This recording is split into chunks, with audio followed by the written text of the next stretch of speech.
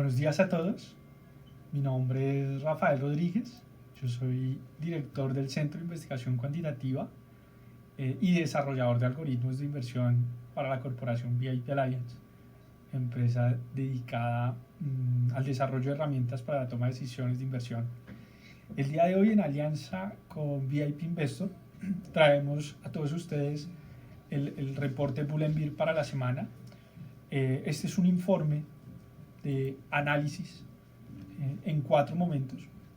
En un primer momento evaluamos las estructuras de cotización de los principales instrumentos financieros, índices bursátiles, materias primas, divisas. Empleamos y mostramos algunas herramientas desarrolladas por la casa que nos permiten identificar o al menos nos notifican de algunos movimientos interesantes o atractivos en algunos de estos activos o en todos los activos. Luego hacemos un estudio de fontanería de mercado, el cual tiene como objeto mirar cómo está el subsuelo, ¿cierto?, de la cotización, cómo está el mercado de opciones, el sentimiento, el posicionamiento, la estacionalidad. Y para esta ocasión cerraremos el seminario con un análisis rápidamente, o al menos una visualización del calendario económico para la semana. Espero que la información que le vamos a compartir sea de su agrado, de su interés y sobre todo de su utilidad para la toma de decisiones en lo que resta y empieza de esta semana. Entremos en materia. Bueno, en términos de las estructuras de cotización, lo que necesitamos revisar en este momento puntualmente tiene que ver con el mercado de bonos, ¿vale? Dentro de las estructuras vamos a ver bonos, índices bursátiles, divisas, materias primas y el mercado cripto. Ahora, en términos de los bonos, hemos compartido esta información pues, con la que trabaja VIP Alliance, que es una empresa que desarrolla tecnología para la toma de decisiones de inversión. Bueno, básicamente el algoritmo Cassandra, que lo que hace es estudiar el mercado de bonos americano, pues dice que desde el punto de vista del T-Note, bono americano a 10 años, no hay dirección, no es momento de realizar compras o ventas, al igual que en el TLT, que es un derivado que cotiza bonos americanos de 20 años y más, y los bonos americanos protegidos contra inflación. Sin embargo, a pesar de ver eso, ¿cierto?, en el modelo, en el sistema de análisis de datos de la corporación VIP Alliance para el mercado de bonos, pues tenemos que ir a validar esa información, evidentemente, en el gráfico. Perdón un poco por la resequedad. Cuando tomamos el T-Bond, T-Note, perdón, bono americano a 10 años, T-Bond es la carne, ¿no? Corte de carne, ya me está dando hambre. Bueno, desde el punto de vista de un análisis de rentabilidad, lo que estamos viendo es que actualmente, y luego de derrotar desde esa parte alta de los rendimientos de 4.3, 4.20, identificábamos una estructura de reversión de tendencia, ¿cierto?, con una zona de soporte en 3.90. A partir de ahí la rentabilidad del bono americano pierde esa zona de soporte y rota de forma efectiva pues a la zona de resistencia antigua, ¿cierto?, que empezaría a funcionar como soporte. Esa zona de soporte es el 3.45, 3.56, que coincidía con la proyección de ese doble techo.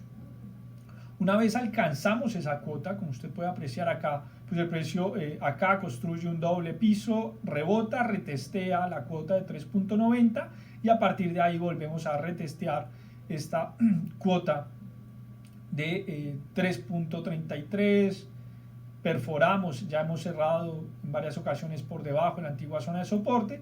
Sin embargo, mucha atención, porque desde un punto de vista gráfico, lo que usted aprecia es que acá hay una estructura de mínimos decrecientes, ¿correcto? Estamos hablando de este punto versus este punto, usted tiene ahí un mínimo decreciente, pero vea que en términos de un indicador de fuerza relativa, pues usted tiene mínimos crecientes. Eso suele ser una patrón o una estructura de divergencia en indicador técnico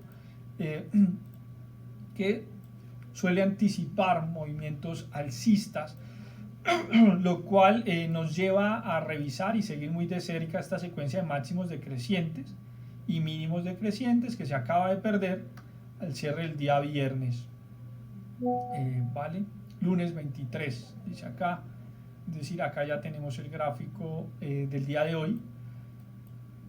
Ya estamos cerrando por encima de esa secuencia de máximos decrecientes y es muy probable que veamos rotaciones o presiones en el mercado de bonos, ¿vale? Si revisamos el TLT, perfecto, esta data ya está el día lunes. Bueno, en términos del TLT registrábamos un comportamiento bajista que básicamente se traducía en mayores rentabilidades en los bonos americanos de larga duración, y luego de alcanzar en términos de precio la cuota de 108, 110 dólares por título, pues aquí hemos caído y actualmente hemos sido rechazados de esa cuota. Sin embargo, mucha atención a esa estructura constructiva de mínimos crecientes que empiezan a construirse de cara a atacar evidentemente ese 61.8 de toda la caída previa, ¿vale? De momento no vemos nada atractivo en el mercado de bonos. Vea que algo muy interesante es que una indicación cuantitativa, como son los modelos que le compartí anteriormente sobre el mercado de bonos, nos decía que no había nada atractivo, y en términos gráficos, en un gráfico de un día, pues tampoco estamos viendo nada atractivo, ¿no? Sin embargo, pues hemos traído y estamos haciendo el estudio y la cotización con usted y para usted, ¿vale? En términos del bono americano protegido contra la inflación, veníamos de una secuencia de máximos decrecientes. Por acá, empezando año, perforamos esa estructura de máximos decrecientes y actualmente se registran mínimos crecientes. Sin embargo, la estructura no es muy convincente. Vea esa ralentización en términos del histograma de MACD, lo cual no da mucha confianza sobre que la inflación y el bono protegido contra la inflación lo vaya a hacer bastante bien. Además, tenga en cuenta que nos encontramos apenas entre el 38 y 50% del último impulso bajista, ¿vale? Ahora, si me lo permiten, continuemos con el análisis del mercado de índices. Hemos compartido qué nos dice nuestro modelo algorítmico Apolo sobre los índices bursátiles, y vea que Apolo solo registra frecuencia compradora en el Bovespa, ¿vale? Sin embargo, mucha atención, porque en términos del momentum no hay una señal de que el Bovespa sea una buena lección de mediano o largo plazo. Es decir, que de momento usted estaría tradeando una frecuencia de muy corto plazo en el índice brasilero. De resto, como puede ver, incluso puede apreciar de forma interesante para lo que usted esté analizando, nuestro indicador de momentum dice que hay momentum en el Eurostoxx, en el CAC 40, en el DAX 40, en el FTSE 100 y en el Dow Jones. Eso quiere decir que han o representan, no quiere decir que hoy sea el gran momento, sino que ya pasó muy probablemente ese gran momento de compra. ¿Por qué lo decimos? Vea, cuando nuestro indicador de momentum dice frecuencia en sí, quiere decir que es una posición que usted debería tener en el mediano y largo plazo, ¿vale? Pero cuando usted tiene este momentum en sí, usted lo que está buscando también es encontrar configuraciones algorítmicas para empezar a cargar posiciones. Actualmente tiene una buena señal de momentum de que usted debería tener ese activo en su cartera, pero lo que nos está diciendo el modelo algorítmico es este no es el momento de compra, esta no es la semana de compra.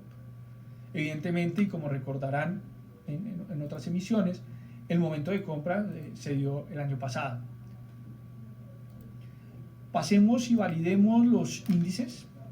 Revisemos el índice Bovespa. Y lo que usted puede apreciar en el índice Bovespa es que evidentemente lo que nuestro indicador de momentum expresa es que hay una estructura positiva, ¿no? Constructiva a favor de la bolsa. Y usted dice, sí, vea, venimos registrando mínimos y máximos crecientes. Ahora, en términos técnicos, usted estaría esperando cierres por encima de los 11.000, de los 115.789 puntos para considerar un rally hacia la siguiente zona de resistencia en los 124.920 puntos o al precio objetivo en los 126.900 puntos, ¿vale? Eso del lado del Bovespa, evidentemente usted quiere ver un índice de fuerza relativa por encima de esta pendiente y ver fortaleza en el histograma de MACD antes de eso. Continuemos nuestra revisión y evaluemos el IBEX 35. Mejor vamos en orden y empecemos. Bolsa Americana, Standard & Poor's 500.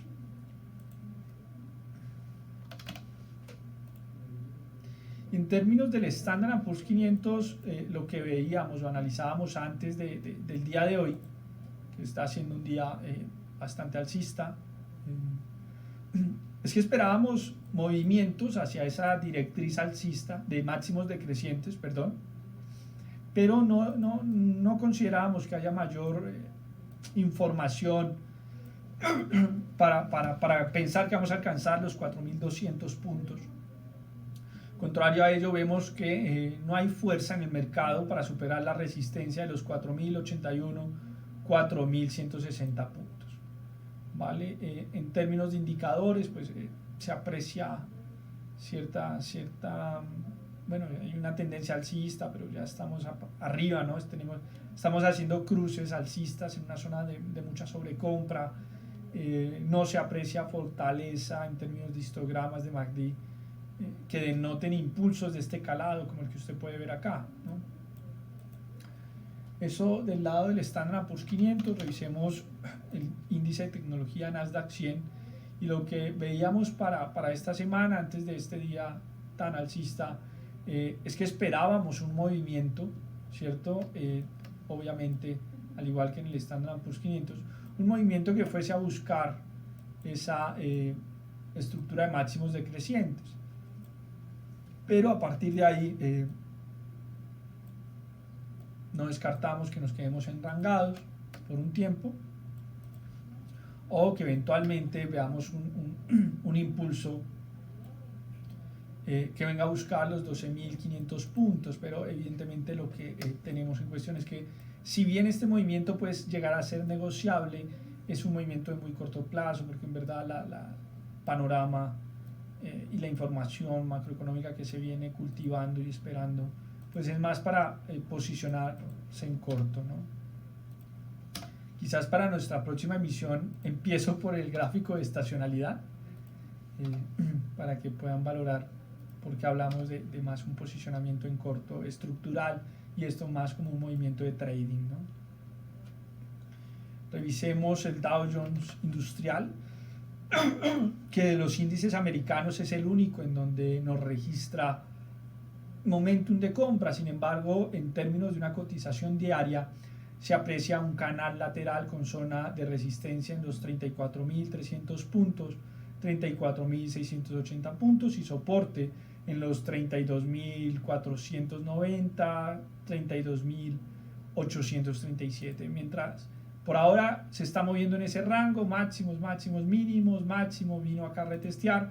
En razón de ello habrá que vigilar por dónde rompe, ¿vale? Para proyectarlo.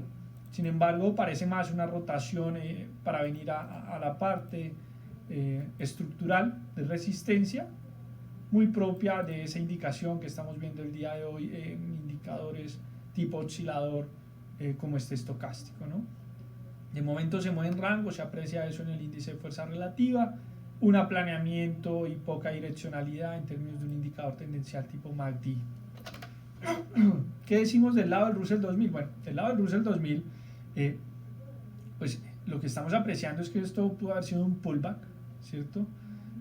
Para continuar subiendo. Sin embargo, pues el objetivo de esta formación doble piso, que es el recorrido que más o menos viene haciendo o hacia donde se dirige el Russell 2000, está en los 1933 puntos. Sin embargo, primero hay una gran zona de resistencia en los 1862, 1920 puntos, y evidentemente pues, se empiezan a ver señales de deterioro en términos del histograma de MACD, ¿no? Hay debilidad cerca de ciertas divergencias. No se aprecian mucho en este gráfico diario, pero en términos semanales sí se ve que ya estamos en zonas muy sobrecompradas, sobre puntos muy cruciales o críticos, y pues como saben el factor macro está más del lado de un análisis negativo, ¿no? Pesimista un poco para la bolsa. De momento parece ser un rally negociable allá a la zona objetivo, pero nada más. Vamos a la bolsa europea y revisemos el Eurostock 50 y vemos que pues luego de ese rally majestuoso y una corrección previa para dejarnos una secuencia de mínimos crecientes, un mínimo mayor, después de haber perforado esa directriz de máximos decrecientes estructural, pues ha llevado a un primer testeo de la cuota de los 4.200, 4.250 puntos en el Eurostock 50. Para la semana esperamos ver extensiones que vuelvan a retestear esa zona, pero el sobrecalentamiento que hay pues nos hace pensar más en movimientos correctivos que vengan a retestear esa directriz de mínimos crecientes, ¿cierto?, hacia la cuota de los 4.000 puntos. Cuando miramos el IBEX 35, lo que apreciamos es que igual que los otros índices, luego de ese rally espectacular, pues el IBEX sí se las está viendo con esa directriz de máximos decrecientes de mayor calado, ¿no? Pero al igual que en el Eurostock 50 se aprecia deterioro en indicadores adelantados tipo estocástico, pérdida de la fuerza tendencial, y a partir de ahí pues vemos más un entorno de consolidación allá arriba lateral, o que venga a buscar apoyo a esa directriz de mínimos crecientes, y a partir de ahí pues habrá que tomar noticias, ¿no? Y decisiones. Sin embargo, bien saben que nuestra configuración y entorno es más a un deterioro del IBEX 35. Revisemos el DAX 40. Y del lado del DAX 40 pues hay la misma, ¿no?, la misma fotografía, un rally que perfora esa directriz de máximos decrecientes estructural o de mercado bajista, viene y retestea el máximo reciente más crítico a la cuota de los 14.740, 15.000 puntos. Luego de ello registra un nuevo mínimo decreciente, y a partir de ahí tenemos un nuevo máximo y un proceso de consolidación por encima de esa antigua zona enunciada como resistencia, y a partir de ahí pues esperamos ver en este último tramo optimista de las bolsas un rally hacia los 15.523, 15.700 puntos, y a partir de allá pues habrá que tomar noticias acerca de que se enfríe un poco este rebote de mercado bajista, ¿no? Hay que recordar ese decalaje que hay entre la información macroeconómica de Estados Unidos y la información macroeconómica de Europa. Revisemos el CAC 40, misma fotografía, hemos perforado esa directriz de máximos decrecientes estructural, atacamos antiguas zonas críticas a la altura de los 6.655, 6.833 puntos, y a partir de ahí tenemos un nuevo máximo creciente, pero no es la misma percepción, ¿no? Creo que hay un optimismo muy alto ahorita por el invierno. Bueno, revisemos el FTSE 100.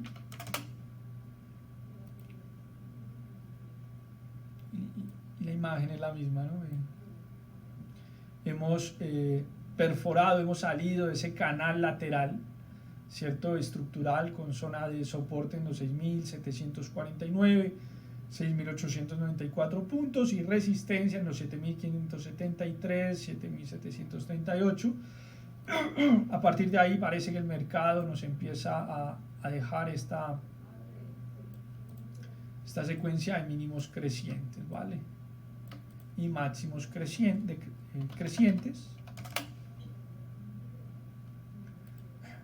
Pero bueno, habrá que ver cómo todo el desorden o problema en el tejido corporativo y social que vimos en los últimos meses se empieza a trasladar a los resultados corporativos y al PIB de Reino Unido, ¿vale? Bueno, revisemos rápidamente el Nikkei 100, el Nikkei 225, perdón.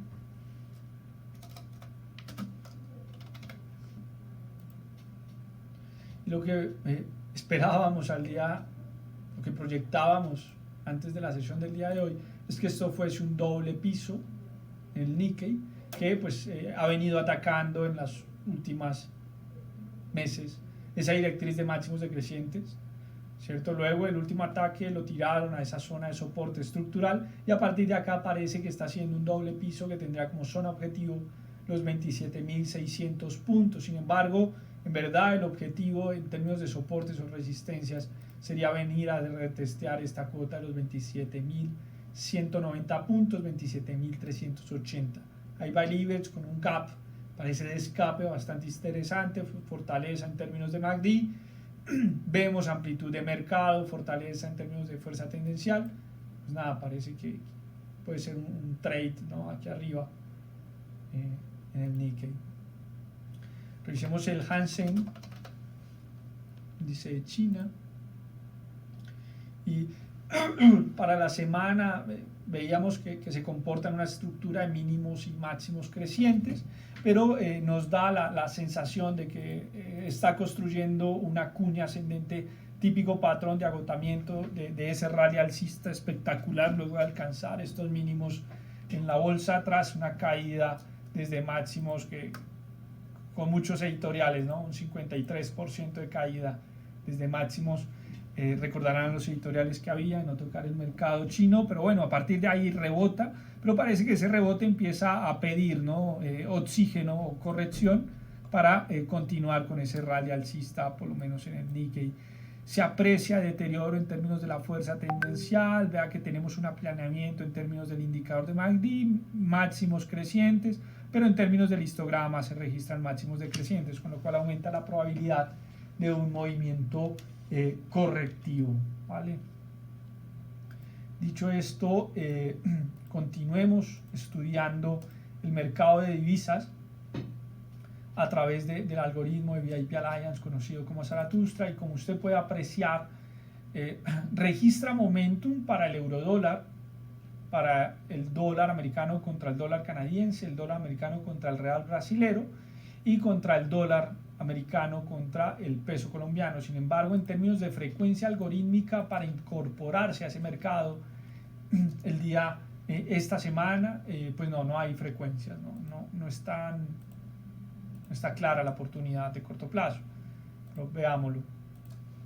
Desde el punto de vista del dólar index, pues evidentemente estamos en una zona bastante interesante, porque es la antigua zona de soporte donde empezó ese rally más o menos a mediados de junio-julio, y actualmente hemos vuelto ahí, y volver ahí es apenas una corrección al 61.8 de todo ese rally alcista espectacular, y aquí en esta caída pues empezamos a registrar divergencias alcistas que aumentan la probabilidad de rebote.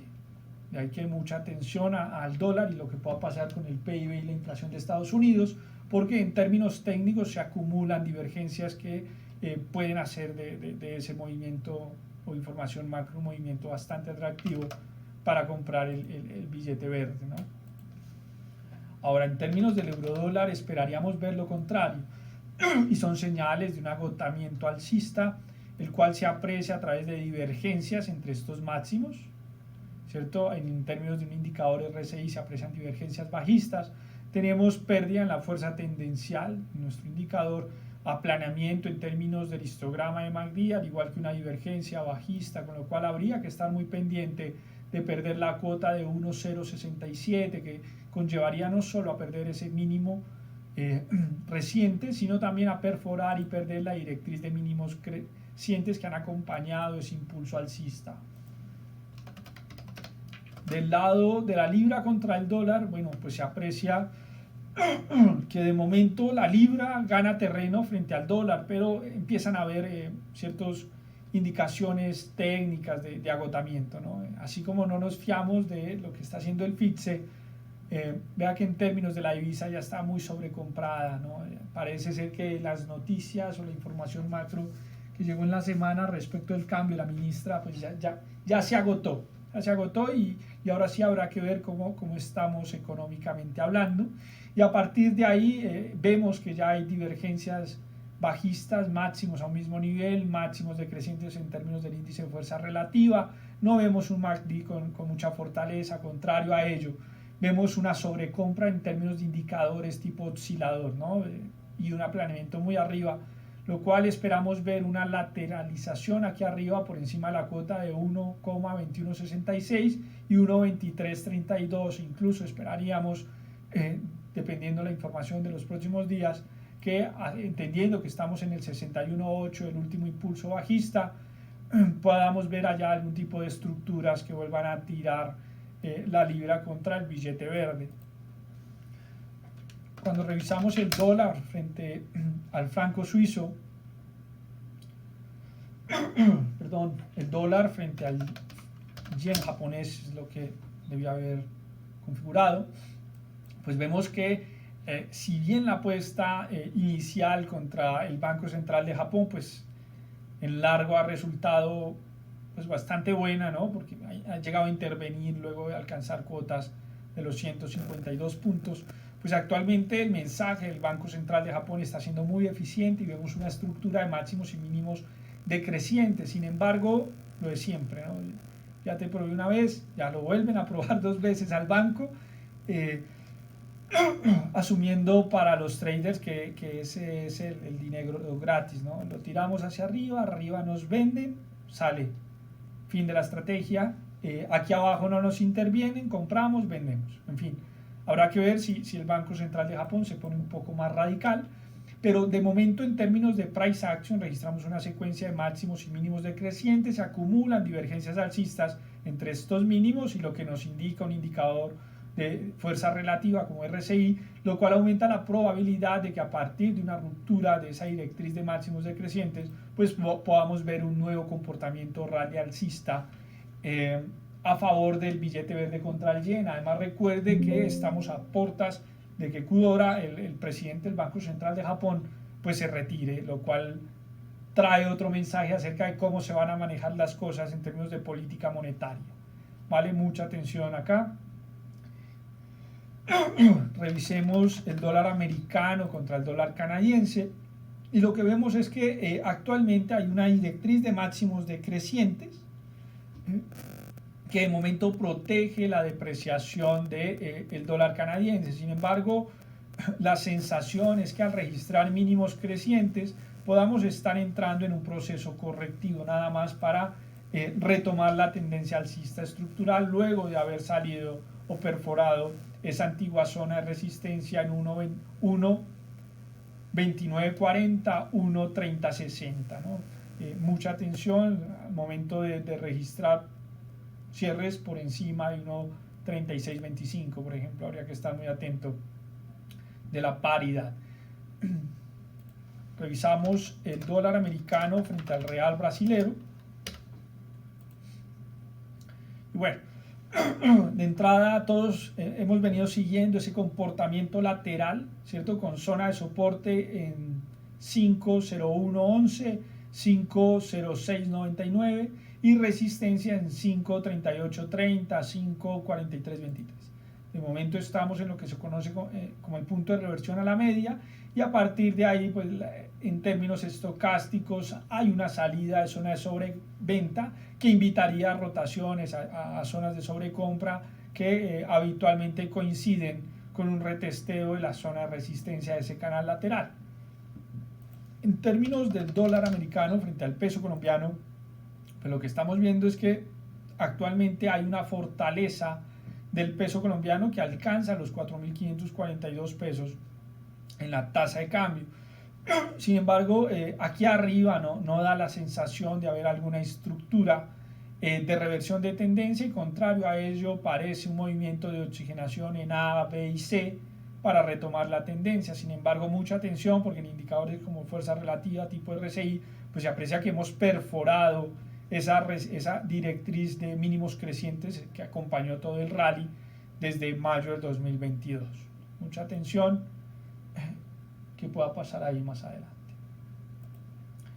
Si continuamos con nuestra presentación y ahondamos en el mercado de materias primas, aquí el algoritmo que nos facilita VIP Alliance es Prometeo Moderno, y como ve, indica que en términos de momentum no es momento de abrir largos estructurales en el petróleo Brent, pero hay frecuencia compradora tanto en el petróleo Brent como en el petróleo WTI, ¿vale? Mientras que a nivel de momentum, usted sí debería tener en su cartera cocoa, zumo de naranja, azúcar, oro y plata, ¿vale? Dicho esto, estudiemos los gráficos respectivos. En términos del petróleo Brent, lo que empezamos a apreciar es que se ataca esa directriz de máximos decrecientes,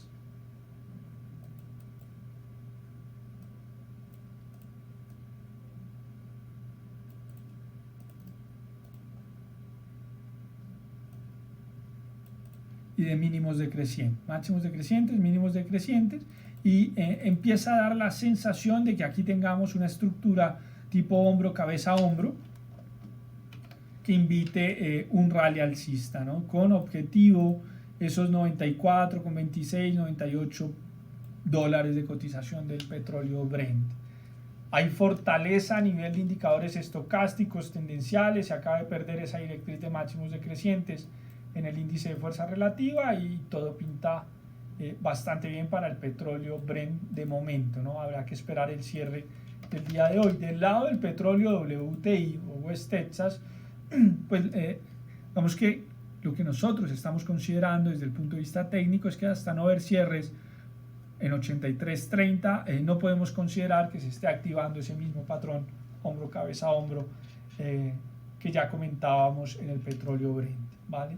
De momento, indicaciones muy constructivas en términos del índice de fuerza relativa, positivo, fortaleza en el histograma de MACD, y tenemos cruces ascendentes a pesar de estar entrando a zonas de sobrecompra en términos estocásticos, pero la fuerza tendencial acompaña este rally. Perdón por la tos. Cuando revisamos la cocoa, en donde nuestro algoritmo registra fuerza compradora, resulta que la cocoa en términos diarios, recuerde que se mueve en unas bandas muy claras históricamente de máximos decrecientes y mínimos crecientes.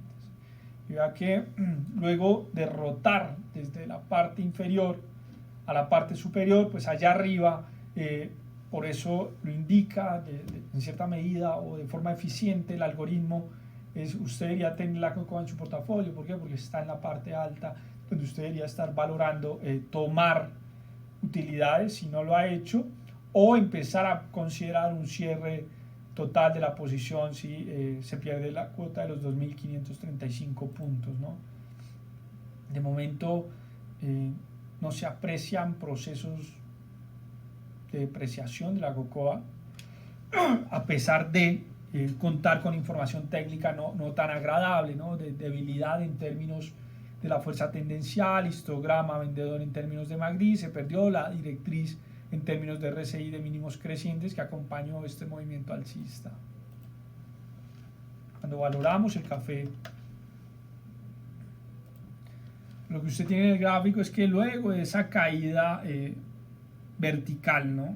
Sorprendente del café, pues actualmente, y luego tras apoyarse en los 134, 143 dólares, el café empieza a tener un repunte. Sin embargo, ese repunte aún no cuenta con la suficiente consistencia algorítmica ni técnica para validar que vayamos a tener un proceso correctivo de mayor calado hacia los 188, 178 puntos, donde coincide el 50 y el 61.8 de Fibonacci. Contrario a ello, el actual movimiento alcista de momento, en pocos días, pues se la está viendo con una zona de resistencia bastante significativa en los 162, 171 puntos. Bueno, si seguimos analizando, tenemos el cobre.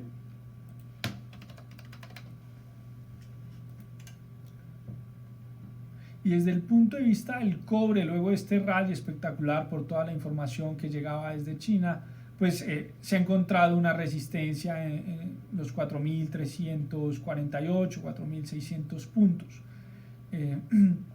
Ya empieza a haber señales de deterioro, ¿no? Allá arriba, como cruces descendentes en indicadores adelantados tipo estocástico, deterioro, debilidad en términos de un indicador de MACD, ¿vale? Entonces no es momento, no vemos algo que nos invite a comprar el metal. Revisemos para terminar el apartado de las materias primas, el oro, y vemos que luego de ese rally espectacular de mínimos y máximos crecientes, pues ya se empiezan a construir señales de agotamiento a la altura de los 1900, 1920 puntos, ¿no? Con debilidad en la fuerza tendencial y estamos en una zona sobrecomprada en términos estocásticos. Sin embargo, nos seguimos apoyando en esa directriz de mínimos crecientes en el índice de fuerza relativa, pero de momento se aprecia que se empiezan a buscar las medidas móviles de MACD, ¿vale? En términos de la plata, bueno, la plata hoy sí que ha tenido movimiento, y es que luego trató de perder ese mínimo estructural o zona de soporte en los $23.11, 23.38, frente a una zona de resistencia en los 24.28, 24.60 puntos. Hoy trató de perder esa zona, lo cual invitaría a ver procesos correctivos en precio, propios de ver este deterioro que ya se registra en términos de divergencias en el índice de fuerza relativa, junto con fortaleza bajista en términos de MACD.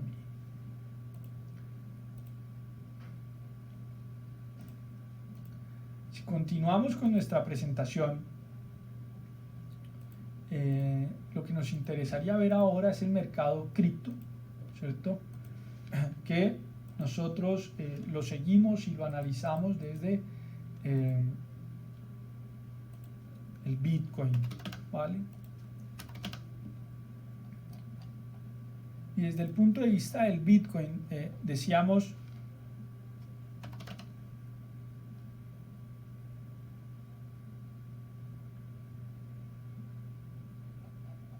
déjenme buscar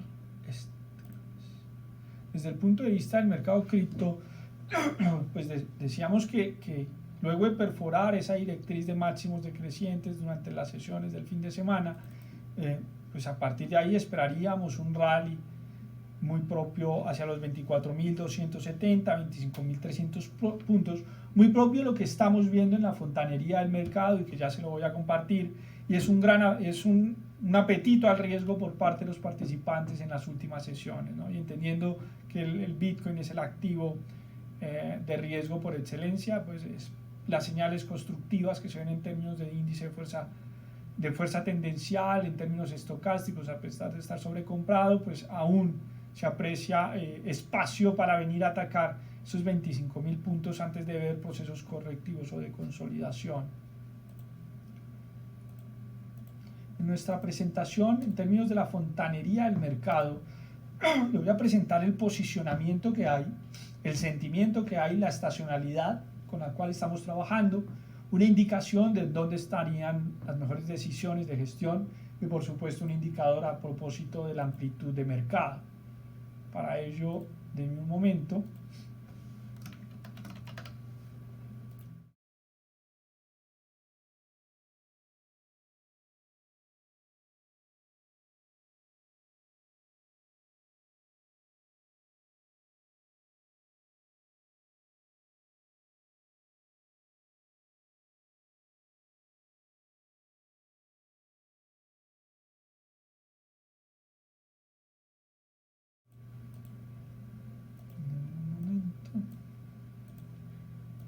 Perfecto. Aquí es donde nosotros registramos lo que está haciendo el mercado en términos de posicionamiento. Empecemos con el posicionamiento desde el punto de vista del mercado de índices. Y como ves, desde el punto de vista del mercado de índices bursátiles, han incrementado los cortos, los hedge funds, en el Standard & Poor's 500 y han incrementado los cortos en el Nasdaq 100, ¿vale? Desde el punto de vista del posicionamiento. Cuando revisamos cuál es el posicionamiento en divisas, pues lo que logramos ver en este punto es que, denme un momento, hay casi que el mismo nivel de cortos en el australiano dólar, ¿cierto? Es decir, no hay un consenso de comprar dólares australianos frente al dólar americano, pero tampoco hay un consenso de vender dólares australianos contra el dólar americano. Desde el punto de vista del euro dólar, empezaron a cerrar los posicionamientos a favor del euro, al igual que empezaron a cerrar los posicionamientos a favor del dólar contra el dólar canadiense. En términos de la libra dólar, incrementaron las posiciones a favor de la libra, redujeron posiciones a favor del dólar neozelandés y redujeron posiciones a favor del yen, ¿vale? Así están las divisas, el posicionamiento. Perfecto, ahora cuando continuamos con nuestra presentación, lo siguiente que debemos estudiar, una vez entendemos cómo se posicionan los hedge funds, es cómo está el sentimiento inversionista. Y desde el punto de vista del sentimiento inversionista tenemos un ligero optimismo en el indicador de la CNN, ¿vale? Y ese ligero optimismo se caracteriza porque el inversor ha bajado a buscar activos de riesgo. Y eso mismo, en términos de sentimiento, pues se aprecia, ¿no? Cuando usted compara el índice de volatilidad contra el Standard & Poor's 500, vea que no estábamos hablando que estamos en un extremo optimismo o niveles idóneos de optimismo, sino ligeramente un optimismo.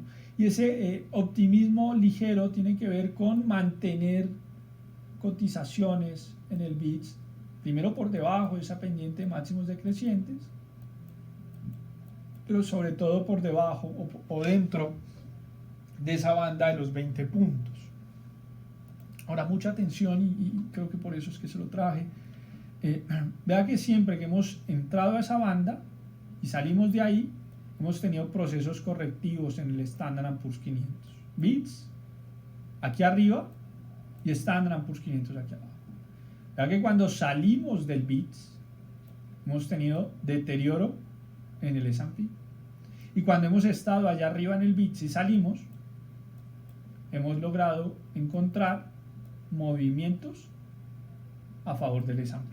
Entonces, mucho cuidado, porque ese optimismo que está acompañando actualmente los mercados, ese impulso alcista que ya vimos, que se cotiza hoy en día, pues se mueve en un entorno muy estrecho, ¿vale? Posterior a ello, evaluemos la estacionalidad con la que estamos trabajando. Estas son los dos modelos que estamos siguiendo, y uno tiene que ver con la analogía que tiene el mercado actual con la caída en el año 2008, y vemos que ese repunte en azul, pues nosotros ya lo hicimos, pero es muy probable que veamos otra extensión en ese repunte para venir y caer, ¿vale? O que ese repunte coincida con este tipo de repunte que vimos acá para retomar la caída.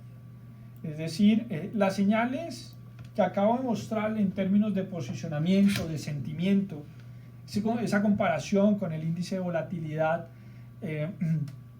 pues es que nos movemos en un entorno de riesgo, de alto riesgo y de agotamiento. Vimos algunas estructuras de agotamiento en algunos índices, y junto con este análisis de estacionalidad nos abren más la puerta o declinan un poco más a estar atento a los cortos estructurales. Además, desde el punto de vista algorítmico, que es lo que nos permite VIP Alliance, para no hacer mucho uso de nuestro juicio, es que no hay frecuencias y no hay señales compradoras todavía, ¿vale? Desde el punto de vista de un modelo de rotación sectorial, este modelo de VIP Alliance lo que hace puntualmente es encontrar hacia dónde se debe estar moviendo el dinero esta semana, ¿no? Y de entrada le dice, bueno señor, si usted estaba largo en el sector financiero, es momento de ponerse corto, de tomar beneficios y empezar a buscar deterioro en las compañías financieras, al igual que en el sector industrial y en las utilities. Para esta semana usted ya, si estaba largo, empezar a tomar beneficios en estos sectores, y si usted ya es más un trader de reversión, pues debería empezar a buscar posicionamientos cortos en el sector financiero, el sector industrial y el sector de utilities. Desde el punto de vista de la amplitud de mercado, ya le comparto.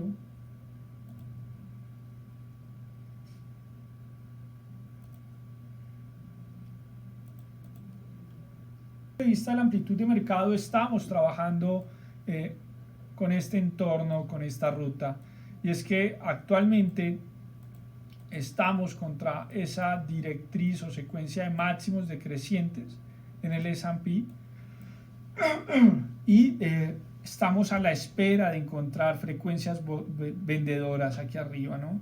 De momento el precio se apoya en lo que nosotros llamamos la directriz de cambio estructural. Vea que cuando la tocó una vez rebotó, una vez la sobrepasó, rápidamente la recuperó y actualmente está muy estrecho entre que haya un aterrizaje suave, el buy the dip de la Fed, o que entremos en un cambio estructural de mercado. Actualmente se estrechan todas las métricas y es lo que vienen diciendo muchos bancos, ¿no? Está aumentando la probabilidad de recesión, está aumentando la probabilidad de un aterrizaje duro, y es lo que estamos viendo en nuestros indicadores de amplitud de mercado. ¿Vale? Continuando con la presentación, pues revisemos rápidamente el calendario económico que hay para la semana, y como verá, la atención se va a concentrar en todos estos datos. Son datos que a través de una página como Trading Economics usted puede consultar, ¿no? El día de hoy tenemos que ver cosas en Australia, pero quizás los datos más importantes tendrían que estar por el lado de la inflación en Australia el día martes, el índice de sentimiento empresarial de Alemania el 25, la decisión de tipos de interés del Banco de Canadá el 25. Para el día 26 clave vamos a ver PIB en Estados Unidos y los índices, solicitud de órdenes de bienes duraderos en Estados Unidos, para enfrentarnos a un PCE Core el 27, ¿vale? Mucha atención al índice de manufactura en China el día 30, y finalmente 27, esto ya es la otra semana, ¿vale? Por ahora esta es la tabla que concentra la atención de los inversionistas para la semana.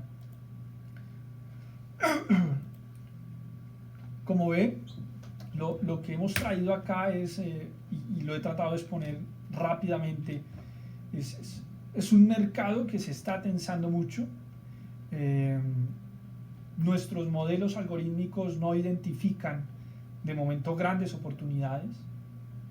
Estoy hablando desde el punto de vista de la tecnología que desarrolla VIP Alliance.